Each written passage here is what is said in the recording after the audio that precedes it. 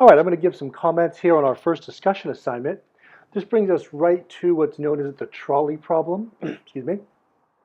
This was created by a famous 20th century philosopher, Philip Foot, and now has kind of a whole life of its own. You might very well have heard of this.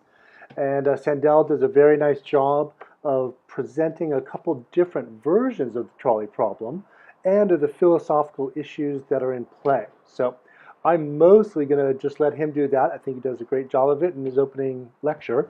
What I want to do here is give some kind of additional background on thought experiments. That's the kind of thing that this trolley car example is, how those are often used in ethics classes, and talk a little bit more about that than Sandel himself does, even though he does a nice job of using it. I want to kind of step out a little bit and kind of look from the outside, like, what is this philosophical tool, the thought experiment? Because we're going to be doing a few of them throughout the class, and they're very common and valuable tools in ethics and really in philosophy more broadly. If you're familiar with Einstein, even, he didn't do laboratory experiments, he did thought experiments, and he had a couple really good ones, right, for relativity and stuff like that. So I'm going to do that, and I'll say a little something about the details of the trolley car experiment itself, just to kind of give you maybe like a little roadmap, but that's mostly what I'll be doing here with these comments. Okay, so as we noted, the trolley car is a case where essentially we're kind of raising this moral issue of like sacrificing the one for the many.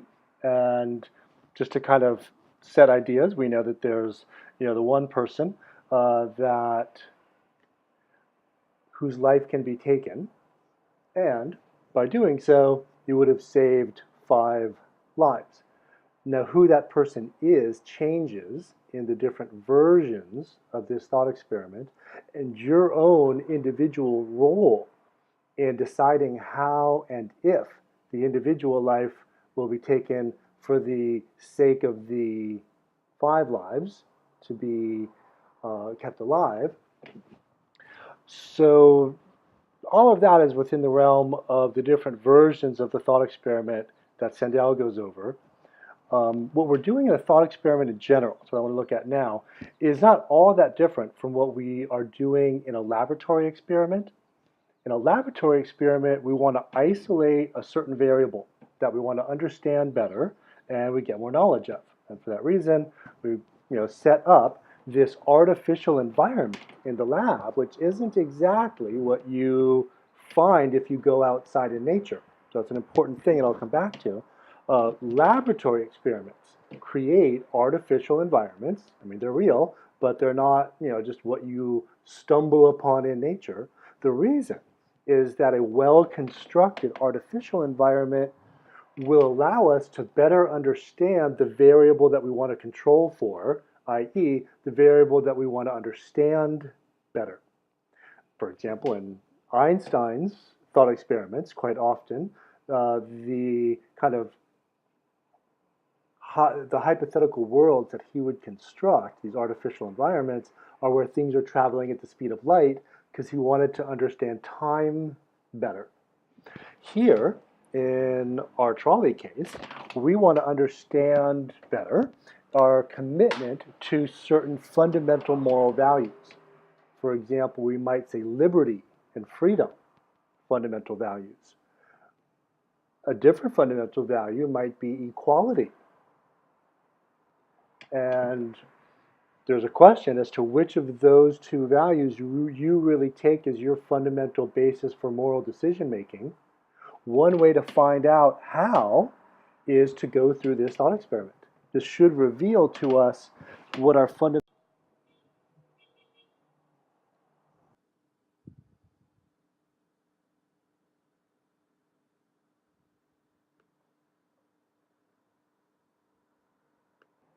One thing that we see in a moral dilemma is that it shows us that it's difficult to say, oh, both matter.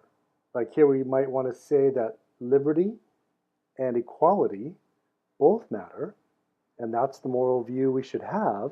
And maybe that's true, But we see in these cases like the Trolley experiment, and Sandel will have a few others, that you can't consistently say that, at least when we get to these moral dilemma cases. So that means that we need to have a more sophisticated and nuanced overall view that brings in some way of valuing freedom, some way of valuing equality, but we're going to have to make this a nuanced story to consistently be able to address these moral dilemma cases. So that kind of makes us introduce some sophistication into our moral worldview when inconsistencies in it can be brought to our attention. We might be able to resolve those inconsistencies by making adequate adjustments in our overall view of things, and that's kind of what we're supposed to do. And that's very much like the game of philosophy too, like to try to get these arguments and theoretical constructs that kind of force necessary refinements in intuitively held and maybe intuitively correct views. So let me finish with a couple of things here, why I think this can be useful to structure the moral debate and discourse in this way, in this philosophical way. And this is really a big point that Sandel is going to be getting back to again and again in his book, and it's as important, more important now than ever, for sure. I mean, my goodness, when compared to when he wrote that book, the issues that he's addressing are super important now, I think, 2017. So, getting back to like the thought experiment itself, the trolley car, and you'll see Sandel's introducing it. We get the setup, right? He starts giving you a little setup of the workers on the track and all that. So this is a set of assumptions. Is how you think of this. A set of premises, or a set of assumptions that describe a situation in which you need to make a decision. So you're stepping into the thought experiment world. Then, and so you should understand that well. You can kind of take some time and that's your moral universe right now. That's where you're inhabiting, the moral space that you've inhabited. And you kind of have to do that to go through the thought experiment. And it's important to really think about the setup. What are we really being asked to imagine here? And think about that closely.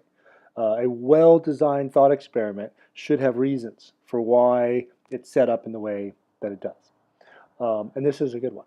So then there's the decision, right? So you have to decide whether to turn the trolley car or to push the fat man, and different decisions and different versions of it, but there's some decision that you have to make.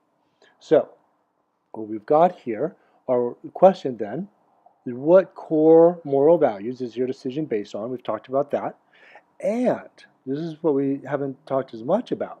Another thing is you have to show what line of reasoning leads you to the specific conclusion that you've reached on the basis of your commitment to those core moral values. So how do you reason from a first commitment to a core moral value through an actual argument, a line of reasoning that you can give because of that moral value, this is the right decision to make. I should turn left, or I shouldn't turn left, or I should push the fat man, or not. Whatever your decision is, you have to be able to justify it through an argument that's based on that fundamental value that you've committed to. So that now is a reasoned moral position. It's a justified moral position. It's a justified decision. You could say the same thing without the reasoning behind it. What we want to do here in philosophy is look at the reasoning. Always have some kind of reasoning behind a position and be able to debate better and worse reasons. That's what's most important. Not just who's right and wrong, but who's giving the better, weightier, more rational, better evidentiary reasons. So it's really the quality of the reasons that we give for the choice that we make in the thought experiment that really end up mattering. And here we've got at least this much as a little roadmap for how to debate the quality of the reasons that we give. This is where we're really getting what you can call rational discourse. So one source of disagreement is that we've got different core moral values. You're maybe basing your decision on the fundamental value of liberty. Maybe somebody else is basing it on the fundamental value of equality. Okay, that's one type of, let's say, external disagreement, where we disagree on fundamental moral values.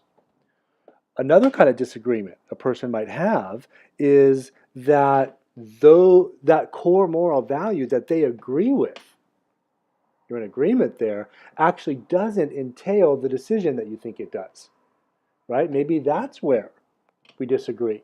Well, the concern for liberty doesn't really, the proper concern for liberty, freedom, doesn't necessitate that we take this course of action. Rather, if you're concerned with liberty, it requires taking this course of action.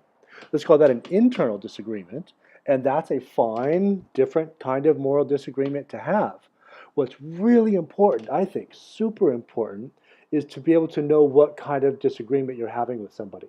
Are we having a disagreement about fundamental moral values, or do we actually agree there, and what we're disagreeing about is how to apply those fundamental moral values, or what the implications of our agreement is. So I think I'm going to kind of leave it with that. Irrespective of how much bottom line answers we get to any of this, the last point I made, I think, is really truly important, that we can see a framework for a rational, structured discussion of moral disagreement. That at least to that extent, that the thought experiment here makes possible all of these different, pretty logically straightforward ways of approaching a moral situation. There is some kind of solid logical basis that we can put our moral beliefs on, and they don't have to just be floated out there as just pure opinions or convictions or just things that we're passionate about, but rather things that we can give articulate reasons for, and where we can step into a rational debate and disagreement about the position to take. Alrighty, I think I'll leave it there. All right, I hope you enjoy it.